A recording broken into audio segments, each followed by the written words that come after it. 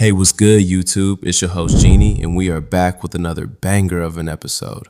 I'm super amped for this episode as it's about my all-time favorite anime franchise, Dragon Ball. Before I get into it, if you guys love anime breakdowns and commentary, then you are in the right place. So without wasting any more time, cue the intro.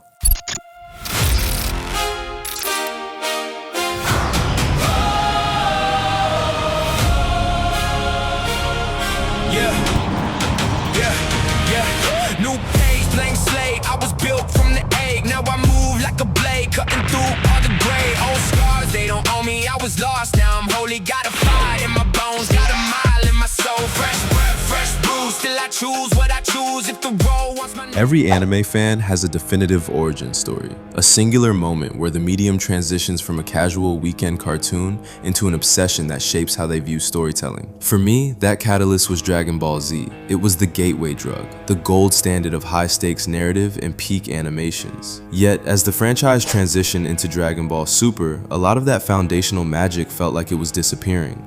For various reasons, Super has consistently been my least favorite entry in the franchise. It often felt like a series trapped by its own tropes, endlessly recycling power-ups and reducing complex character growth to linear hair color swaps. But then came the Granolah Survivor arc. Amidst the manga run that many felt was retreading familiar ground, a miracle occurred. The series stopped simply asking how much stronger a character could get and finally started asking who that character was at their absolute core. The result of that philosophical pivot was Ultra Ego Vegeta. Ultra Ego remains a deeply contentious transformation within the broader anime community. Critics point to the Raw win-loss record, mocking the fact that Vegeta ultimately collapses against Gas and technically draws with Granolah. They see it as another instance of the prince being handed a shiny new tool only to be left face down in the dirt while Goku commands the spotlight. But that surface level reading completely misses the entire point of the narrative. Ultra Ego is fundamentally the greatest transformation Vegeta has ever received. It is the antidote to decades of character stagnation.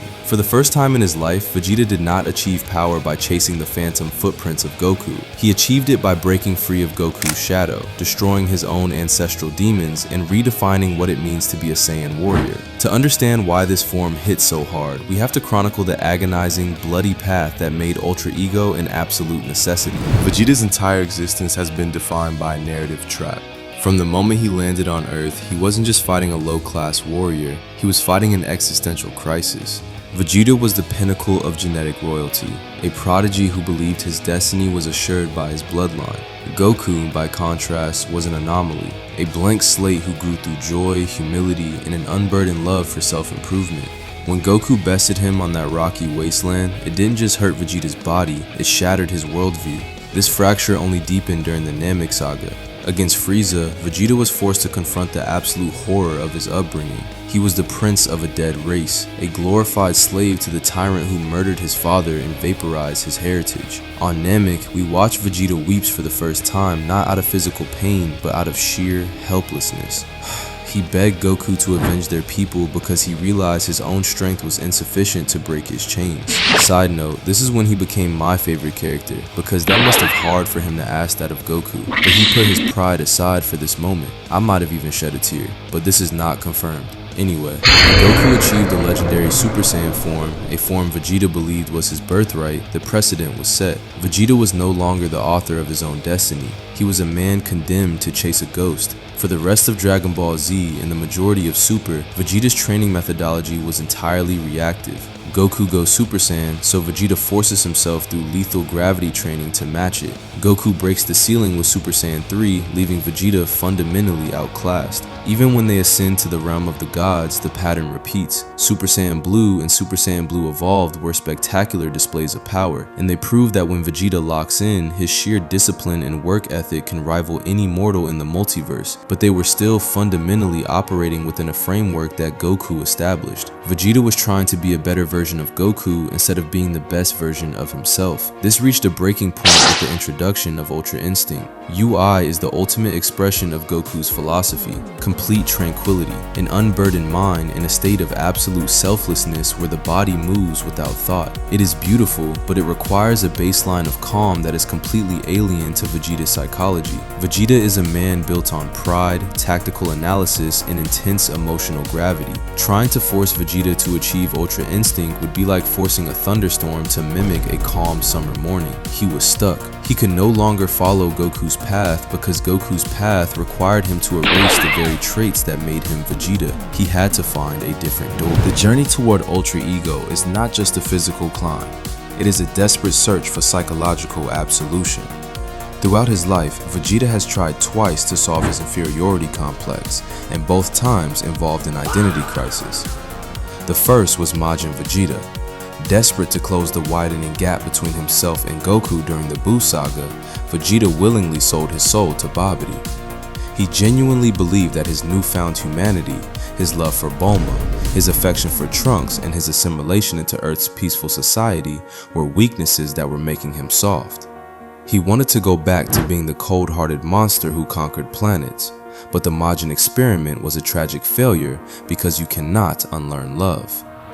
Even with the demon mark on his forehead, Vegeta couldn't completely erase the man he had become.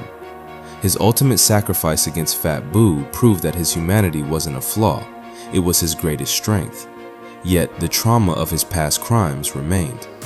Vegeta spent decades living on Earth as a hero, but in the quiet moments, he was a man deeply haunted by his own history. He carried the unpayable debt of millions of lives destroyed under his command during his years in Frieza's empire.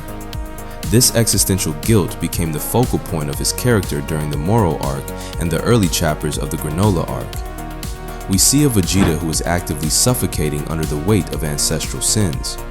When he travels to planet Yardrat to learn New Namek's salvation, he isn't just looking for a counter to Moro's magic, he is performing penance. He learns Force Spirit Fission, a technique designed to undo damage, extract stolen energy, and restore balance to things that have been torn apart. It is a beautiful, deeply empathetic technique, but it was born from a place of intense self-loathing. Vegeta was trying to build a power set that could apologize for his past. When he arrives on planet Sorel and encounters Granolah, the last survivor of a race wiped out by the Saiyans under Frieza's orders, Vegeta's guilt manifests as a literal physical obstacle. Granolah isn't just an enemy, he is a living, breathing consequence of the Saiyan legacy. Vegeta looks at Granolah and doesn't see a villain to defeat. He sees a victim who has every right to hate him. He explicitly tells Goku that this fight is theirs to bear, that the Saiyans deserve this retribution. Vegeta was fighting with one foot in the grave because a part of him believed that dying at the hands of a survivor was the only poetic justice left for his bloodline. He was trapped in a prison of his own remorse, and as long as he was shackled to the past, he could never ascend to the level of the gods. The liberation of the prince began when he stepped away from Whis and started training with Beerus. This training is crucial because it wasn't about pushing heavier weights or mastering a faster punch. It was a brutal, uncompromising deconstruction of Vegeta's psyche. Beerus saw right through Vegeta's self-sacrificing altruism. He recognized that Vegeta was trying to wield the power of gods while carrying the mindset of a penitent sinner. In a quick battle, Beerus beats Vegeta into the dirt to teach him a fundamental cosmic truth. As long as you're trapped by the past, you'll never get past this level. If you want this power, destroy your doubts. Before creation, there must be destruction. Your mind must be entirely focused on the immediate present. This was the mental rewiring Vegeta desperately needed. Beerus wasn't telling him to forget his crimes or to become an evil tyrant again. He was teaching him that guilt is a useless, self-indulgent emotion that anchors a warrior to things they cannot change. To wield the tide, the energy of absolute destruction, you cannot be mourning the things that were destroyed yesterday. You must embody the absolute reality of the current moment. The physical training was grueling, but the mental training was worse. Vegeta had to learn to let go of his self-pity. He had to accept that the Saiyans were destroyed because of their own destiny, and that his personal guilt was a wall capping his divine potential. He had to learn to lock in with an intensity that didn't rely on anger toward Goku or sorrow for his past, but a pure, unadulterated focus on his own internal flame. Through this crucible, Vegeta didn't discover a new technique, he discovered a completely unique state of being. He He laid the groundwork for a transformation that belonged exclusively to him. When Vegeta finally unleashes Ultra Ego against Granolah, the thematic poetry is staggering. The core mechanic of Ultra Ego is brilliantly savage. It has no defensive evasion like UI. Instead, Vegeta absorbs every blow, turning the physical damage and the raw impact of combat into fuel that stokes his own battle soul. The hotter his spirit burns, the stronger he becomes. It is a literal translation of the Saiyan genetic code, the Zenkai boost weaponized in real time. It honors his historical willingness to tank damage, transforming what used to be a tactical flaw into a divine engine of war. However, the narrative genius of this fight lies in the irony of his opponent. Granolah is a painful philosophical matchup for Vegeta. Think about what Ultra Ego requires. It demands that Vegeta completely detach himself from the past, shed his guilt, and immerse himself in the pure joy of destruction. But he is standing across from Granolah, a man whose entire existence is a monument to Saiyan cruelty. Every time Granolah strikes him, every time Granolah screams about the genocide of his people, it strikes the exact psychological nerve that Vegeta just spent weeks trying to numb under Beerus' training. This is why the transformation is so brilliant it doesn't instantly grant him an easy, unearned win. It tests the absolute limits of his psychological growth. If Vegeta had fought a generic villain like Moro or an android, he likely would have slaughtered them without a second thought. But against Granolah, Vegeta is forced to balance the savage, unyielding nature of a god of destruction with the deeply ingrained morality of a man who has spent years learning the value of life on Earth. He cannot completely go back to being the heartless monster he was in the Saiyan Saga. He is a father now, he is a husband, he is a protector of Earth. He has roots, and those roots prevent him from fully losing himself to the mindless void of absolute Hakai. This tension is what makes Ultra Ego a living, breathing character arc rather than just a flashy cosmetic change. This brings us to the end of their battle. Many Vegeta fans, including myself, walked away from this fight frustrated that the battle ended in an effective stalemate before gas arrived. They wanted to see Vegeta stand over a defeated opponent and claim a clear, definitive victory, but a brutal execution of Granolah would have completely destroyed the beautiful trajectory of who Vegeta has become. Vegeta did not lose to Granolah. He achieved an ideological triumph that Goku's pure martial arts could never replicate. As the fight progressed and Ultra Ego pushed Vegeta's power to terrifying heights, he began to completely overwhelm Granolah's resolve. He wasn't just breaking Granolah's bones, he was breaking his worldview. Vegeta weaponized the terrifying aura of Ultra Ego to act as a mirror for Granolah's own destructive obsession.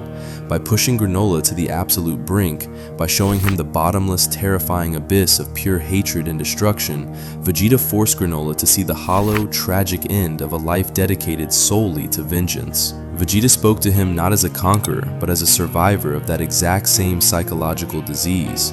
Vegeta spent his entire youth consumed by hatred for Frieza, consumed by bitterness over his stolen birthright, and he knew intimately that that path leads to nothing but ashes and isolation. When Vegeta drops his guard and refuses to continue the mindless slaughter, it is an unparalleled act of radical empathy and compassion. The Prince of all Saiyans, a man who once slaughtered entire villages on Namek without blinking, chose to stop a war of attrition to save his enemy from himself. He used his own body as a shield and his own power as a lesson to convince Granolah to break the cycle of hatred. That is not a loss. That is the highest form of victory a warrior can achieve. It demonstrates an incredible evolution of character, showing that Vegeta has grown not just into a terrifying force of cosmic nature, but into a profoundly wise and empathetic man. Ultra Ego remains a polarizing topic in the fandom, largely because it refuses to conform to the traditional shonen checklist of easy victories and clean power scaling. But for those of us who look at Dragon Ball through the lens of character development, it represents the absolute peak of Vegeta's long history. Every other transformation Vegeta achieved felt like a stepping stone in a race he was losing. They showed his unbelievable ability to lock in harder than anyone else in the universe, his unmatched work ethic, and his relentless pride. But they were always tethered to Goku's achievements. Ultra Ego is the moment Vegeta stopped looking to his left to see where Kakarot was standing. It is a form that can only exist because of Vegeta's unique trauma. his specific training under a god construction, and his complicated relationship with his own heritage. The fact that he cannot completely lose himself to the monster within is not a design flaw of the transformation, it is a narrative highway for future stories. It leaves Vegeta on a fascinating, ongoing path of self-discovery. How does a man balance the responsibilities of a loving family and a peaceful life on Earth with a volatile, destructive spirit required to wield the power of a god? That is a compelling, deeply human question that ensures Vegeta's character will continue to evolve long into the future. Dragon Ball Super may have its flaws, and it may often struggle to capture the gritty, high-stakes emotional weight that made us fall in love with Dragon Ball Z decades ago. But in crafting Ultra Ego, the franchise gave us something legendary. It gave us a prince who is no longer defined by his rivalry, no longer crushed by his past, and no longer running in anyone else's shadow. Ultra Ego is Vegeta's best transformation because it didn't just give him the power to destroy his enemies, it gave him the freedom to finally define his own destiny. And so that's all we got for today, folks. Let me know if you agree with my analysis of Vegeta's new transformation. I saw a lot of potential for where Vegeta's character could grow from here, especially with the intro of Black Frieza, and I can't wait to see where the story goes from here.